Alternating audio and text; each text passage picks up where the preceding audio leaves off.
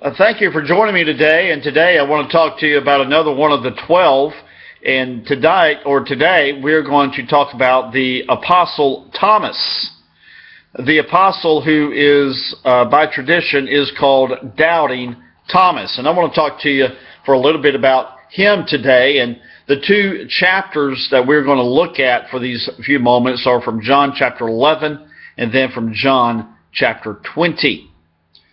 But we could probably put Thomas along with the other apostle of Philip, whom we discussed a couple of weeks ago, as being men that were pessimistic, that doubted, that were negative, they were worrywarts, they were brooders, they were anxious people. And I think we could probably compare Thomas to a cartoon character that I'm sure we all may know about, and that is the cartoon character from Winnie the Pooh, and that is Eeyore, that always saw the negative in things.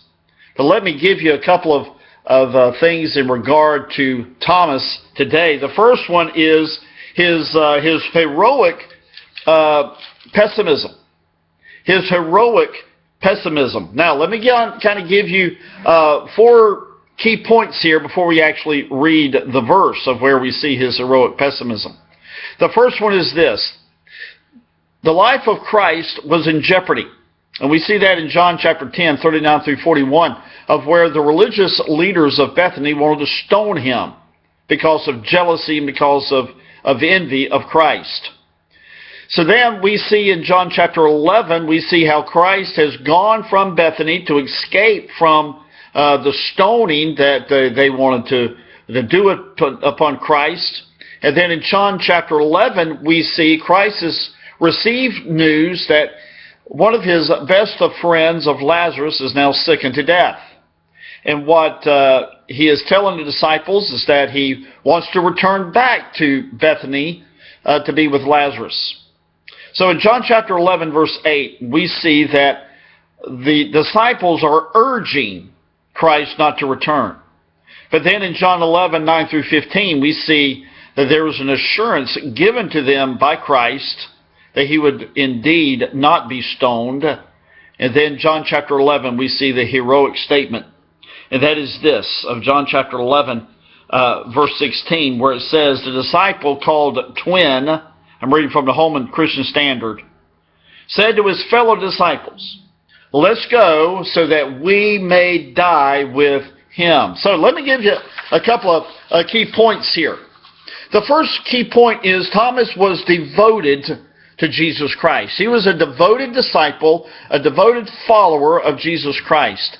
Secondly, he was indeed prepared to die with Christ. So, let's ask ourselves these 2 important questions. How devoted are you to the things of Christ? I dare say if we would devote ourselves to the things of Christ like we devote ourselves to sporting events, to our jobs, to our families, to hobbies, then I believe that we could turn the world upside down for Christ. Secondly, he was prepared to die with Christ. Yes, he was pessimistic when he made that statement, but he was prepared to die with Christ. Do you love Christ so much that you are willing to lay your head down on the chopping block for him? Secondly, there is the absence of Thomas in the upper room. And I believe this is where we get the nickname that we have given to Thomas for all these years, and that is Doubting Thomas. And we see that in John chapter 20. In John chapter 20, verse 19, Christ appears before the 12, and he gives them words of reassurance and words of encouragement, where he says, peace be unto you. And in John chapter 20, verse 20, we see that the apostles were overjoyed by the appearance of Christ. But strangely, Thomas was missing. Why? Why was he missing? Well, as I studied this, I came up with 3 reasons. Number 1, possibly he felt destroyed by the crucifixion. His leader was destroyed. His leader was murdered. He was killed by the Roman army. Number 2, perhaps he felt betrayed by Christ. He placed all of his faith and trust in a man of Christ, the Messiah, for 3 years, and perhaps maybe he felt betrayed by Christ. But then thirdly, he was really in no mood to socialize. He was really in no mood to be around others, such as us, when perhaps maybe we have a bad day. We are just not really in the mood to be around people. But in verse 25 of John chapter 20, we see, the other disciples therefore said unto him, We have seen the Lord. Said unto Thomas, We have seen the Lord. But he said unto them, Except I shall see in his hands the print of the nails, and put my finger into the print of the nails, and thrust my hand into his side, I will not believe.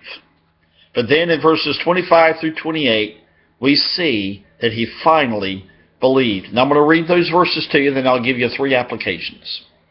And after 8 days again, his disciples were within that upper room, and Thomas with them. Then came Jesus, the doors being shut, and stood in the midst, and said, Peace be unto you. Then saith he to Thomas, Reach hither thy finger, and behold my hands, and reach hither thy hand, and thrust it into my side, and be not faithless, but believing. And Thomas answered and said unto him, My Lord and my God.